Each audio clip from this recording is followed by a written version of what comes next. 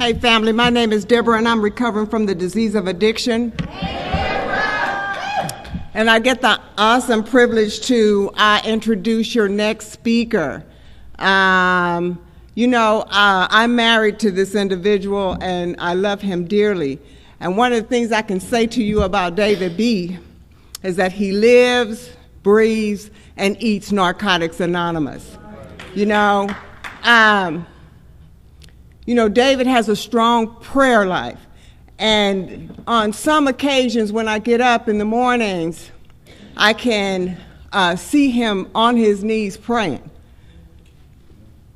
I know exactly what he does. He gets up in the morning, he prays, he reads his word, he reads his morning meditation, and he studies the Narcotics Anonymous literature. He has a Narcotics Anonymous sponsor, and I can tell y'all that David attends meetings. Like, he loves this program. He sponsors, individuals in this fellowship. And, he's a great example to me of what it means to be in Narcotics Anonymous and to live this way of life. I'm honored. I'm honored to be married to David B. Let me say this. The other day, he was talking to me, and he was telling me what his supervisor had said to him. And he said that his supervisor had said, I hope your wife knows what a good husband, she has in you. And then he said his response to her was, it ain't always been like that. Because me and David kind of share sometimes about the way it used to be before we work some steps and begin to, apply some applications of spiritual principles in our life, right? And so I laughed and I said to him, I'm so glad that he learned to apply some principles, that he prepared to marry a woman like me. Because I can tell you this is my experience. If you're going to be married to another addict, you got to work some principles in your life. You got to have some steps in your life. And he has that. And you know what, y'all? I can't tell the story the way he can tell the story. So I'm going to let my honey come on up and share his experience, strength, and hope. Come on up, David B.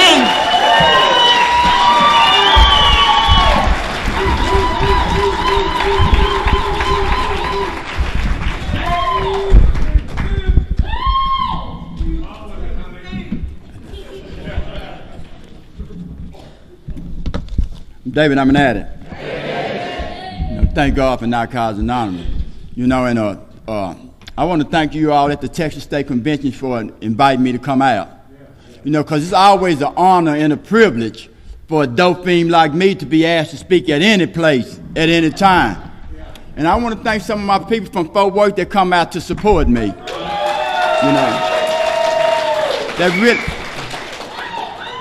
That really mean a lot to me. That does, because there was a time in my life that nobody come support nothing. Then nobody told me to keep coming back. They didn't want to have shit I had to say. They tell me, you come back here, I'm going to call the law. I'm just so grateful to be in the room of the Narcotics Anonymous and be coming up here at this convention. The text talks about the full fruit of the labor of love lives in the harvest. And that always comes in its right season. See, every tub sits on its own bottom and every flower blooms in its own season. See, I don't see it till I see it, and I don't hear it till I hear it, and I don't come to believe until I come to believe. The text says that we are recovering from a seemingly hopeless state of mind and body. And when I say seemingly, it's when a situation looks one way, but it's really another. See, all my life things look one way, but it really was another. I remember, for a prime example, the text said after coming to NA, we realized we were sick people, right? And I remember prior to making it here, my parole officer sent me to this place, MHMR, right? And I remember they was coming out the back room, and they was on their Thursday, and they was walking real slow, and they was on their medication. And I remember saying, I ain't supposed to be here. I went up to that table. I said, look, miss, I did drugs. I don't need no medicine. I don't need to be back. I don't need to go back there. She said, do what? I said, see right here, it said drugs. It don't say nothing about medicine. My parole officer sent me to, so she said, well, Mr. Bills, can I ask you some questions? I said, yes. She said, you know you can go back to prison for using? I said, yes, ma'am. She said, you know you can catch a disease, because I was IBUs. I said, yes, ma'am, yes, ma'am. She said, you know you can OD and die? I said, yes, ma'am. She said, have you been using today? I said, yes, ma'am. She said, you go sit your crazy ass down over there and let them people help you. Now, my thing was, I'm like, and then I heard her tell that other girl, did you hear him? He say ain't nothing wrong with him. He ain't supposed to be here, right?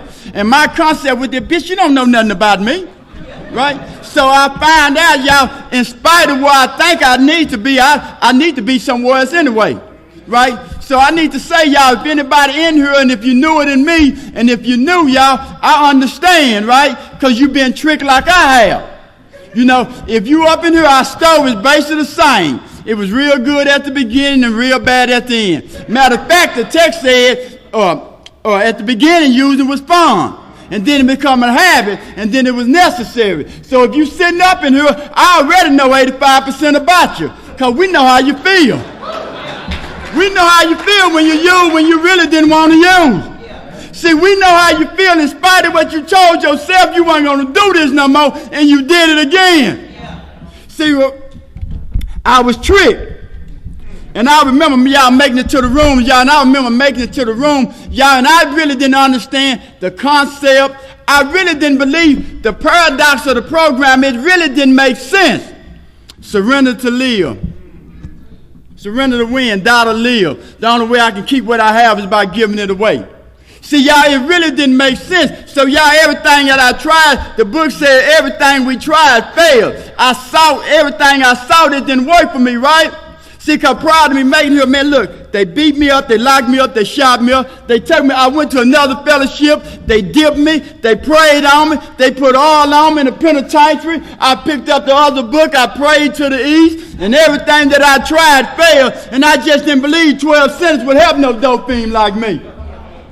And I sure didn't believe in getting no sponsors. I'm a 4-time loser. I sure didn't believe in getting no sponsors and coming in these room and telling y'all that I'm feeling vulnerable today. I couldn't go tell my inmates down there, my fellow inmates, that I'm feeling vulnerable. Look, I'm tall and skinny. Them dudes was out to my ass down there. So I just didn't believe, because I do what I believe, and I believe what I do. Y'all, so I just didn't believe it, so I was in and out, and I just didn't want to do what this program said. But the text said, when we become beaten, we become willing.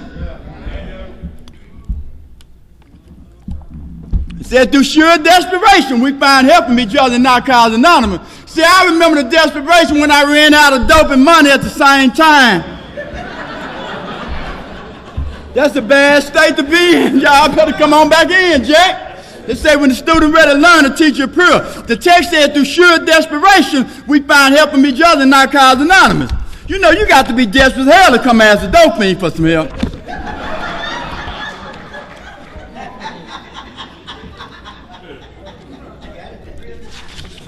Desperation point in my life.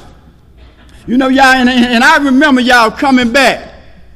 And I remember coming back and up here, they said when we become beaten, we become willing.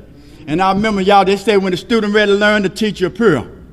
And I asked this man, would he sponsor me? Would he guide me through the 12 steps of Narcotics Anonymous? The literature said there is a deep spiritual nature to our program of recovery.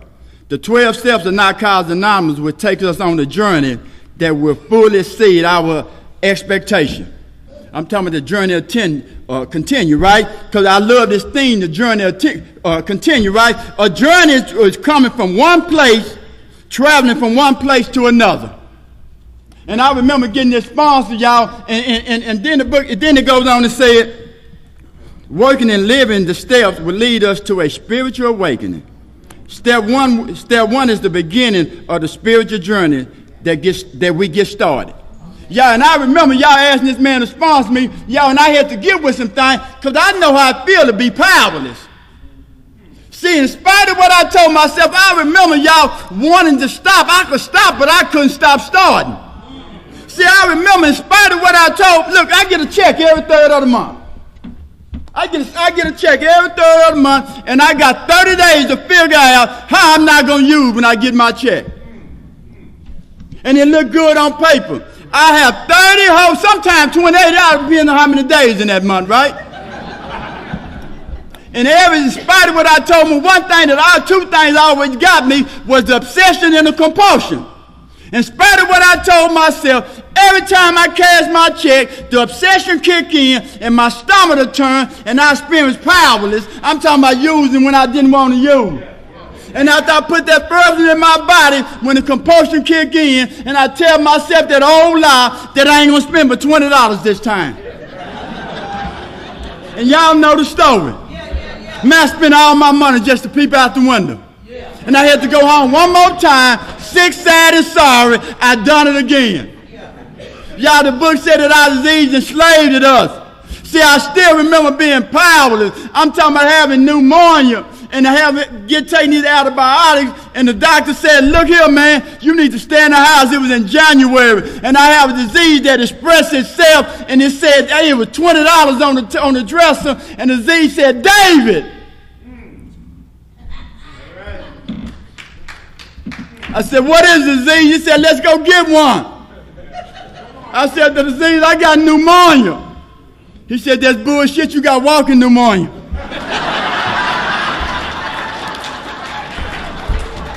And I made it to the porch, and it was raining. I said, but the disease is raining. He said, I don't give a damn, walk between the drops.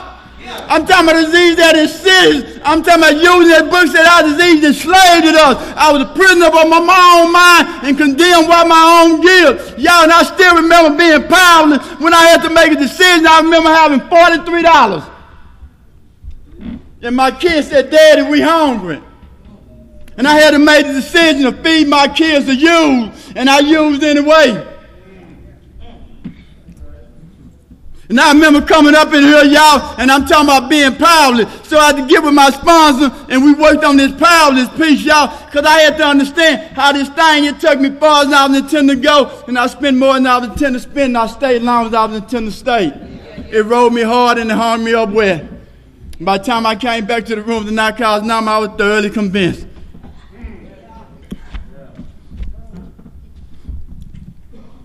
As long as we think we can control our drug use, we was almost forced to continue. The minute, not the hour, not the day, the minute we admitted we was powerless, we never have to use again. The text said, when I conceive in my innermost self. And I remember working step one, and I remember my sponsor telling me, he said, look, man, all I need you to do is just keep on praying and keep coming to the meeting. Don't share, leave her alone, just keep coming to the meeting. Yeah, I kept on coming to the meeting, man. I kept coming, I came to, and then I came to believe, because what had to happen in my life, and I remember, y'all, I would sit at the meeting, and what always got me was the third of the month. So I kept praying because they told me about the power of prayer. I understand the power of prayer now. No prayer, no power. Little prayer, little power. Much prayer, much power. It ain't so much of the prayer. It was the power that came behind the prayer. Because I cashed my check on the third, and I went and cashed my check, and my stomach didn't turn. I cashed my check, and I didn't use, and I knew then that it had to be some power greater than me. It had to become. The state of Texas couldn't remove it. They tried. My mama couldn't remove it. And I damn sure could. I knew then it had to be some power. The text said we go to see some evidence. I need to see some evidence that this power would work in my life. Because by the time I got to step 2, right, I came to believe that this power greater than myself. Right, step 2 is the shortest chapter in the basic text. But it holds the heaviest blow. Because the spiritual principle in step 2 is hope. And hope is the only spiritual principle that I could give you, Felicia, that you could give me back. I can't give you surrender, neither can you give it to me. I can't give you courage or integrity, neither can you give it to me. I could give you hope, and you can give me hope back. So by the time I got to step 2, y'all, I'm talking about a fundamental transformation that had to take place. But now by the time I get to step 2, you know, now I'm running through people's life like a tornado. I'm running through these women's life like a tornado, right?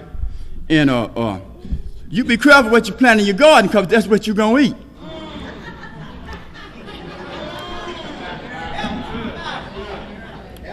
I get these women, and after I get what I want from them, right? After I get what I want from them, you know, I give them the NA exit. If y'all don't know the NA exit. And at our home group, the NA exit, like, I go to it and say, look, baby, my sponsor suggests that I don't be in no relationship. We need to stay clean, Myron. I said, baby, we need to stay clean, and my sponsor suggests we don't be in no relationship, and you know, and some of them buy that, right? And I remember being in a meeting, and this girl that I like, I give her $40 to get her hair fixed.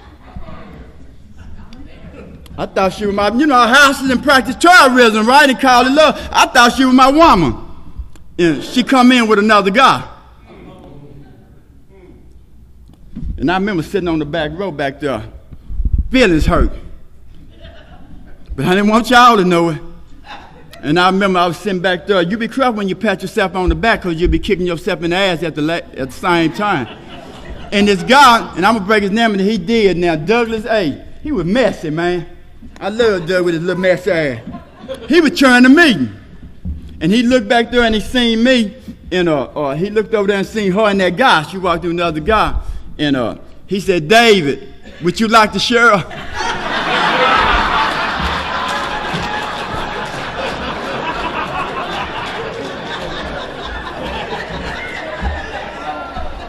If I share, I'm going to cry. Hell no.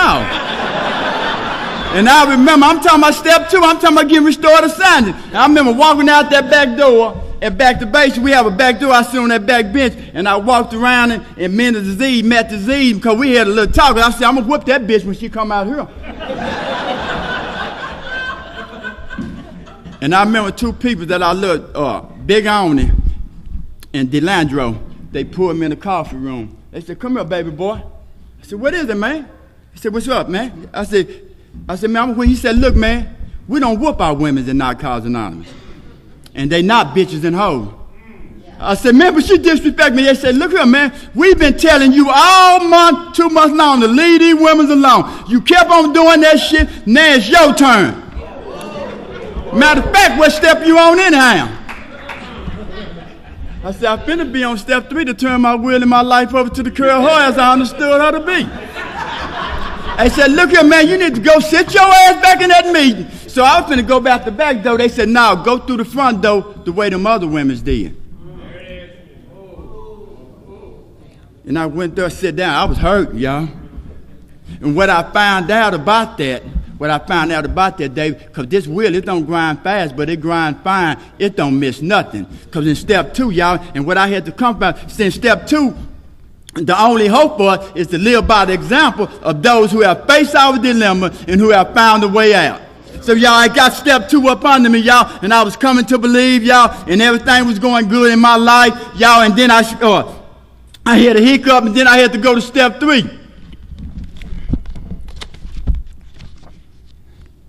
And this what's the here for me. It says self, the symbol. It says self, society, service, in God. It says in God. This is the only book that I ever read that God is last. It says in God. God took 3 steps back and hid himself. God didn't break his anonymity, and he wouldn't let us break it. God took 3 steps back. We're meant to God, to ourselves. God was last, right? So now God said, I'm going to take 3 steps back. I'm going to let that dope fiend get with himself. See, because we read at the beginning of every meeting we go to, we read who's an addict? Self. Then we read what's a Narcotics Anonymous program, a society. Then we'll read why we're here to serve. God took 3 steps back, so I'm going to let that dope fiend get with himself. Because every time I go to penitentiary, I know who walked on water. I knew about all them guys, but I didn't know nothing about me. So God took 3 steps back and hid himself because he already know. Because in another place they said those who last will be first and those who first will be last. I don't know if y'all know what I'm talking about. God put himself last so he can be first. So in step 3, because this program will work if you believe in God. This program will work if you don't believe in God. But it won't work if you thank you, God.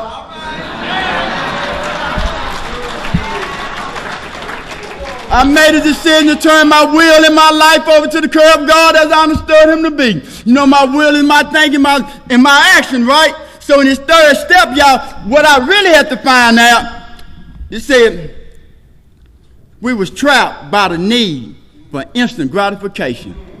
I'm talking about being trapped means to hold tight. Something hold tight and it won't let go. I'm talking about being trapped. See, y'all, I believed in God. But I didn't trust God.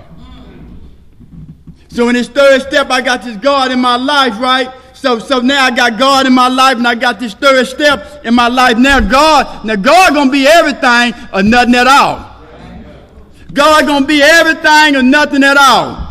So y'all, in this 3rd step, y'all, so some things start happening in my life. I met Deborah.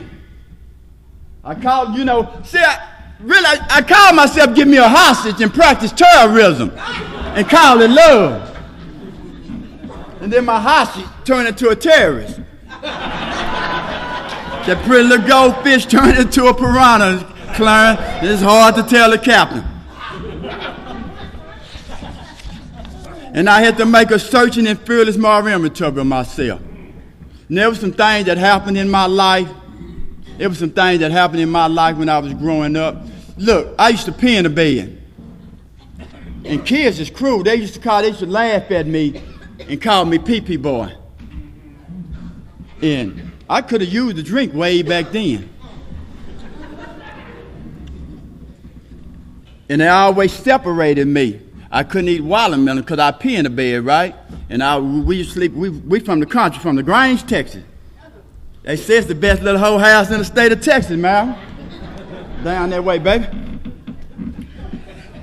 And they slept one way over here. We would sleep on the pallet, and I used to sleep by myself because I used to pee in the bed. And they laughed at me. And I remember going to school, and I used to study real bad. And I had to take speech. And the teacher asked me to read. And I tried to read, and I studied, and the kids laughed at me. I could have used a shot of dope way before I put some dope in my body. And I remember, y'all, my uncle gave me, he was going to give me $2 to go swimming, so I can go swimming. And this is very important. That's why I always know how tricky this disease is way back then. I raked up them leaves, and I had my swimming trunks and my towel, and I went in the backyard, and I burned up the mattress. Because when I used to pee in the bed, they used to make me drag the mattress out at the gate so they can air out. Now, my mama, before she whooped me, she said, "Peanut, why you burn them mattress?" Now, my thing do, what the hell do swimming got to do with burning up mattress? What I did, y'all, because when I seen them piss stain on that fence, I hated me. I hated that I pee in the bed, I couldn't stop, and I wanted to burn them things up because I hated who I was. I hated me. Y'all, this thing started out way back then, and there was some things that I had to really write down in this 4th step, and I remember getting shot. And I was at this place over here in Fort Worth 35, and we was in there gambling. And some people's coming there and robbed the place. Matter of fact, a guy put it on Facebook the other day, and he said 31 years, and he tagged me. And I had an issue with that dude. I guess I ain't all right with what I thought I was all right with.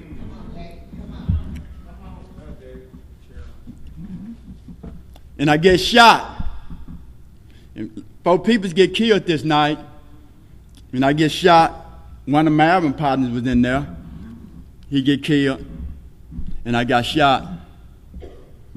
And I'm standing over these dead bodies, picking up money.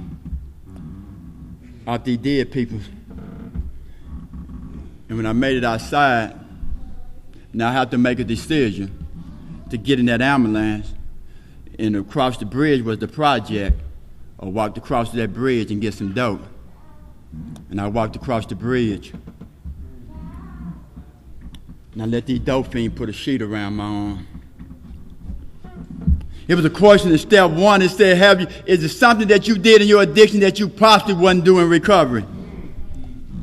I let these dope fiends put a sheet around my arm like we was in the motherfucking West and said, it went straight through, Slim.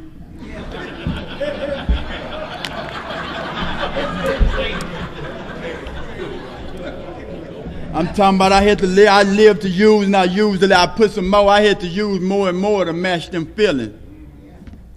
And the real painful and the shameful thing about it, by the time I made it to the hospital, I didn't know what amputate mean. The people said they have to amputate my arm.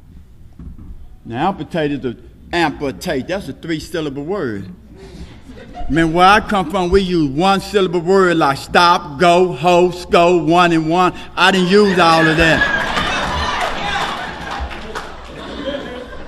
I had no idea. And I remember my dear and them come up to the place. And they came up to me and they were saying, Peanut, you need to change your life. You signed that paper for them people to cut your arm off. And I said, my dear, no, I didn't.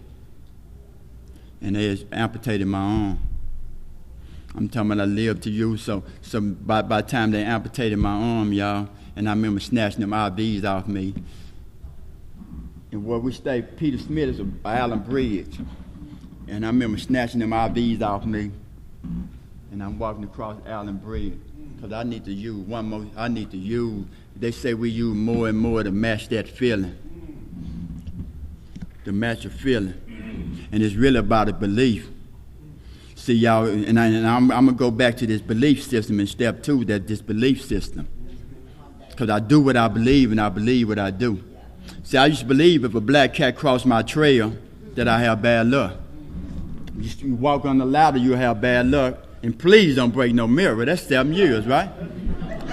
And if somebody sweep you with the broom, if you don't spit on the broom, you'll go to jail. And I remember one day my dear was sweeping, and she swept me with the broom. And I said, my dear, let me spit on that broom, because if I don't, I'm going to go to jail. And she said, Peanut, if you stop stealing, you'll stop going to jail.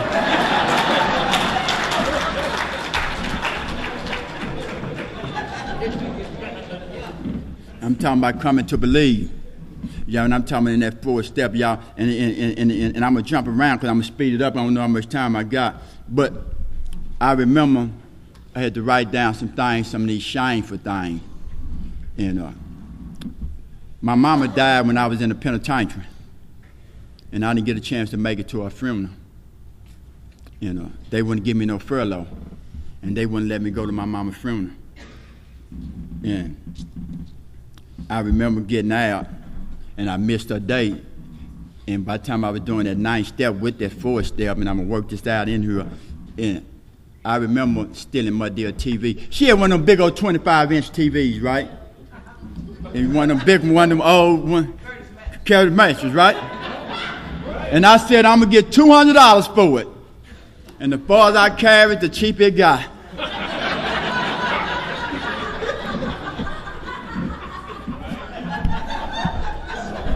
And I remember going to it, and I was making amends, and my sponsor said, what I need you to do, I need you to write your mama a letter. My mama was dead. He said, I need you to write your mama a letter.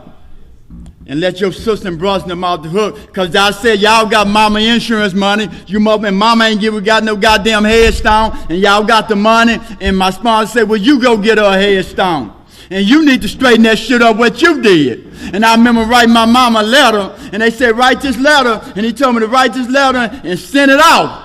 And I remember writing this letter to my mama. And I remember saying, Mama, I'm sorry. I'm sorry that I couldn't be the man that you wanted me to be, Mama. I'm sorry. Look, man, I'm sorry, man. I was her baby.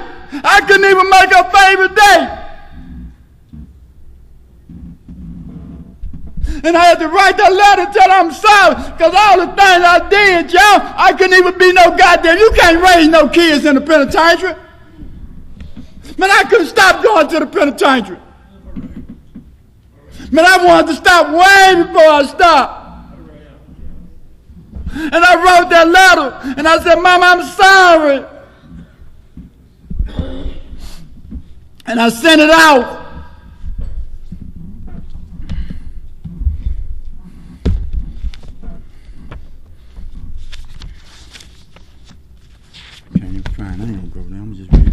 I sent that letter out, and by the time it got back, and it came back to me, and I needed to be free of that. Because y'all, when I admitted to God, to myself, and to another human being, the exact nature of my wrong, look, God is first now. I admitted to God, to myself, and to another human being, the exact nature of my wrong. I admitted to God for forgiveness, myself for some understanding, another human being for humility. And I throw it out in the sea of forgiveness. And God put up a sign, no fishing allowed. Because those who fish for garbage, that's all they'll eat. And I throw that out there, y'all, and it come on back. Yeah, and then in the step working guide, it said, how has your disease been active recently?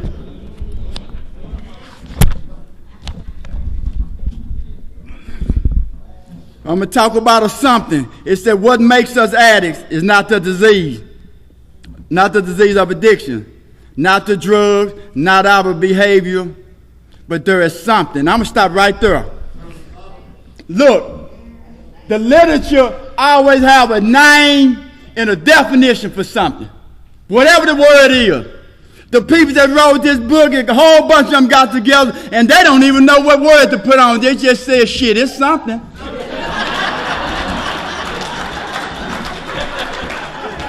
They couldn't even come up with a word, let alone with definition. They said there's something within us that makes us unable to control our use of drugs. And this same something, there it is again, whatever it is, this same something, it's something, y'all. It's like it was something about that woman. This same something that also makes us prone to obsession and compulsion in other areas. And matter of fact, it said, how have your disease been active recently? And this, I always sure about this because it's kind of sufficient for me, right? Because when you think everything is all right. See, 2 or 3 things that happened in my life. I remember I work at night and I come home and they drunk up all the Kool-Aid. And they left this much in the pitcher. And I remember asking them, who drunk up this Kool-Aid? Don't nobody know who drunk up the Kool-Aid? See, and I practice spiritual principles. The Living Clean said just because we practice spiritual principles don't make us spiritual. I made some more Kool-Aid. But the next 2 more days I come back, they drunk up the Kool-Aid again. And I'm praying good, I'm writing good, I'm sharing good, and I want to practice spiritual principles, but I got a disease that expresses itself. It's the it. It said David. I said, no, disease. He said, man, I got a right to express myself. I said, what is it? He said, they think you weak.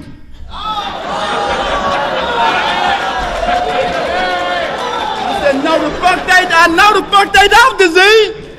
He said, yeah, they think you weak. You done told them about it and they still drinking up the Kool-Aid. They don't respect you. You need to go in there and straighten that bullshit out. I said, I guess you're right. So I go in there and I said, come here, baby. She said, what is it? I said, come on in the living room. I go in there and get Junior, my grandkid, with his piss ass just like his papa. Come on, Brian, your piss ass up. Everybody come in the living room. Because we finna have group conscience around this motherfucker. Everybody hollering, they said, what is it, Paw? And she was like, man, what is it, baby? I said, who drank up this Kool-Aid? She said, I know damn well you ain't woke us up about no Kool-Aid. I got to go to work, them kids got to go to school. And she said, y'all gonna go back in there and get to bed. She said, what's wrong? He said, ain't nothing wrong with Paw. He just got his check, shit. She said, if you want some more Kool-Aid, make some more Kool-Aid and slam the door. And I sit in that living room, hostile, resentful, self-centered and self-seeking. I cut myself off. And I went outside and I tried to smoke a cigarette so I can change the way I feel. And that didn't work, so I go in the room and I touched on the shoulder because I want to get some sex, because that always changed the way I feel. And she said, no, man, I'm tired. I got to go to work in the morning. I'm talking about some emotional blackmail got to take place here now. Some petty frustration and all of that, right? So I'm sitting there on the side of the bed saying, I'm paying all these bills around this motherfucker and I can't get it. She said, well, come on then, let's do it. I said, no, I don't want to now. Shit, no. Don't make it like you doing me no favor. I'm David B. And by the same disease, the disease said, David, why you do that? And I said, you told me to do that. The disease said, I didn't tell you to do all that. The disease left me out hanging and left me out dry. Look, y'all, and I suffered, and I'm going to speed it up. I don't know how much time I got. Okay, because I was going to do something that the disease don't do. I was going to let you go and turn you loose. Look. I went to this place out of Austin Hangar to give me a prosthesis. And this program, DAWS, had made me a prosthesis. But how they make it, this is the new one, and how they make it, it was for us that goes in there that they watered to it, they bought it for us. But it works off your mind. And you have to think, and the problem was for me, everybody in there, you have to quieten your mind. And I couldn't quiet my mind. There's a little baby, about 10 years old, her arms down, she quieted her mind, her arm fit, she went on about her business. And they said, well, Mr. Bills, just concentrate.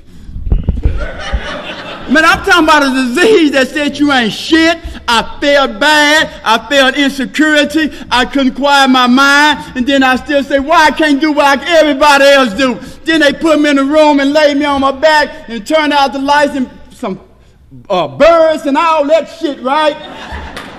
They said, lay down and relax. And I still couldn't do it. They said, look, we got to try this again tomorrow. And I remember getting in my car, riding. But I'm going to back up for a minute. I remember thinking about using. Disease said, let's go get one. I said, Disease, I don't want no dope. They said, you want to drink then? I said, no, Disease. He said, that's okay. I'll come back in and check in with you on one of your low self-esteem days.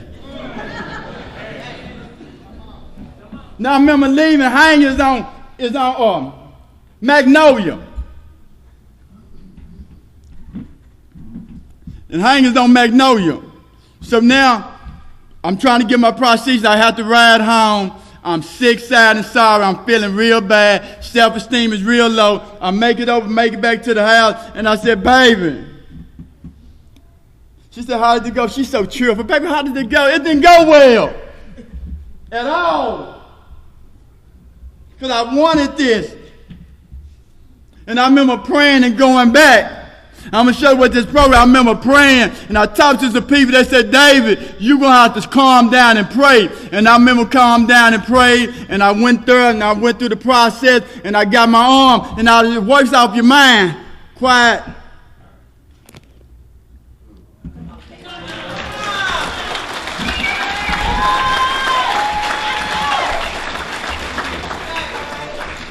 The basic text of Narcotics Anonymous said, when the addict stopped using, the dope go and work the step, wonderful things happen. Lost dreams awaken and new possibilities arise. Some things would happen in your life, right? And now I have my disease, and I always say this how I know my disease is a sitters disease, and it'll lay and it'll wait. It'll lay and it'll wait, right? Because I still remember, in spite of how good I think I'm doing, look, I get Facebook, I'm on Facebook. This always get me. Why I act the way I act and think the way I think. I'm on Facebook, and my wife on Facebook. A cat, I always hit this guy out of West Texas. He hit like, and I always got something slick to say, like beautiful. And she'll say, thank you. I said, man, who is this cat? Right? I don't want to. She said, you jealous? No, I ain't jealous. I'm David B. I ain't jealous. Hell no. I just asked a question, right? She said, it's a friend from West Texas, right? So I looked at it. So what I did, I fucked with that long enough. I seen him. So I sent him a friend request. A friend of Deborah's a friend of mine. We all gonna be friends. His wife, I sent his wife a friend request too. Everybody except, we all friends. I'm the only one doing this. Don't nobody know I'm doing it but me. But every time he hit like on my white page, I hit like on his white page.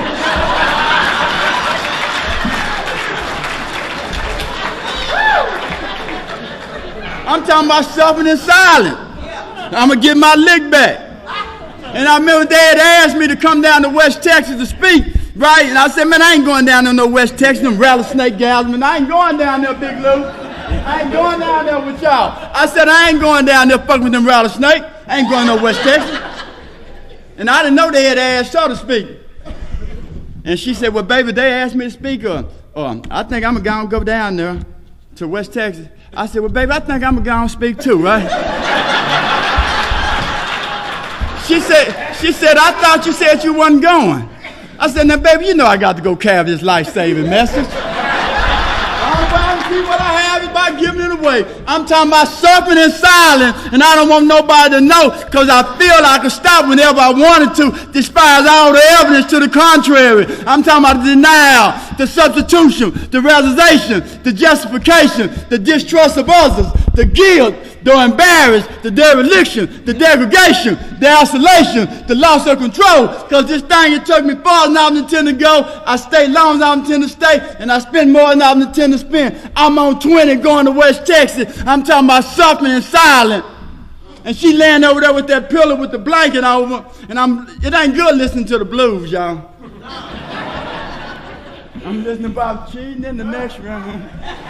I said, I'll drive this car off this goddamn cliff and kill both of us. I'm talking about desperate and dying. I'm making it to West Texas.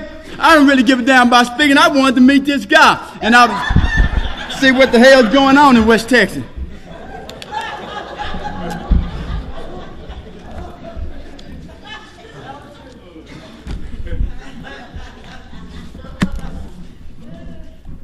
In the left step, in the fifth step, it talks about a low self-esteem.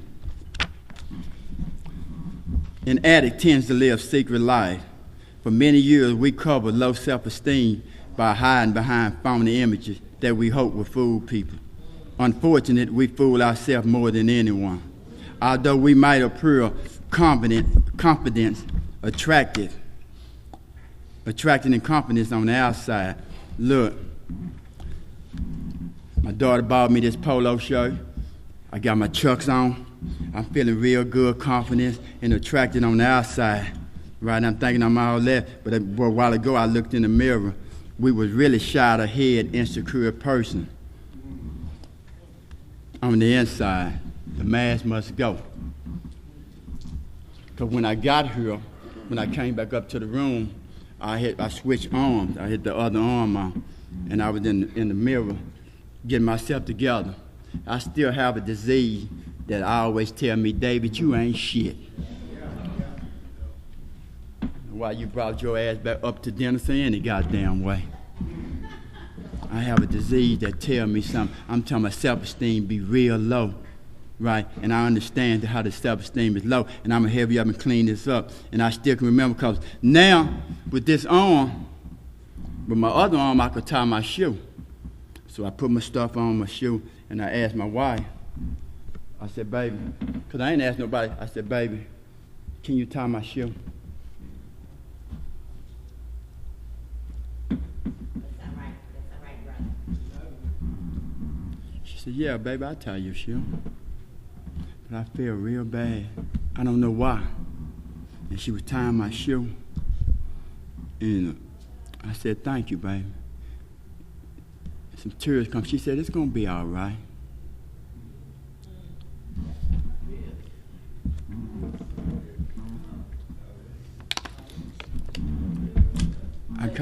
I called my sponsor. I called him before work. I said, look here, Roy. I called my sponsor. And I was telling him about it. He said, man, we're going to go back to the drawing board. But what I need you to do is get up there and get behind this podium and sure like your life depending on it.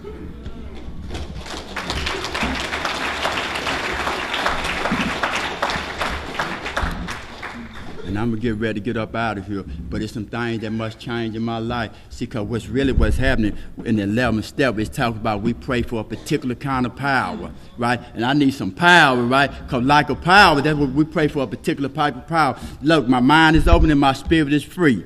I made peace with myself and friends with the truth. Not only is this way of life better than the hell we live, it's better than any life I have ever known. The text said, when we lose self-obsession, we know what it means to be happy, joyous, and free. All I ever wanted to do was be happy and joyous and free. If you're happy and you know, clap your hands.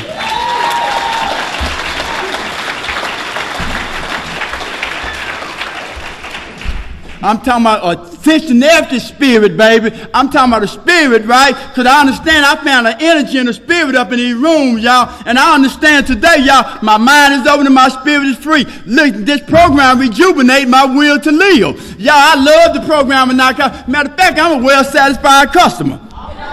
I love Narcotics Anonymous, and there's three things I must change if I'm going to stick around the room. It's my feelings, my thoughts, and my behavior. Because every thought is not the truth, and every feeling is not a fact. And if you think a feeling is a fact, get on this building and jump off and don't feel like falling.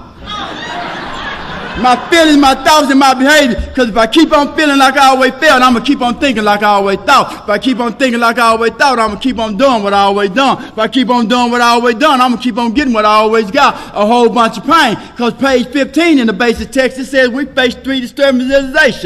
And one, that I'm powerless over my addiction, that my life has become unmanageable. That means I can't use successfully. And two, I'm not responsible for my disease, but I am responsible for my recovery. And three, that means I don't know if I was born an addict, but I know the first time I used an addict was born. And three, I must stop blaming people, places, and things. Because through my inability to accept personal responsibility, I actually create my own problem. Until I identify and accept that I'm the problem, there's no solution. If you're sitting up in here and you're newer than me, the message is hope and the promise is freedom. The message that an addict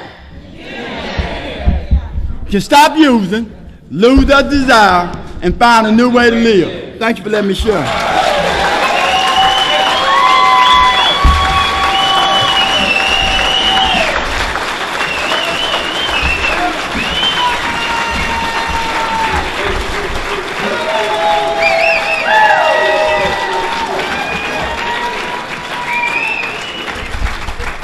I think y'all know why I made sure he was on the short list to speak here. He like I said, he touched my spirit the first time I heard him share, and he did it again today. Let's give him another round.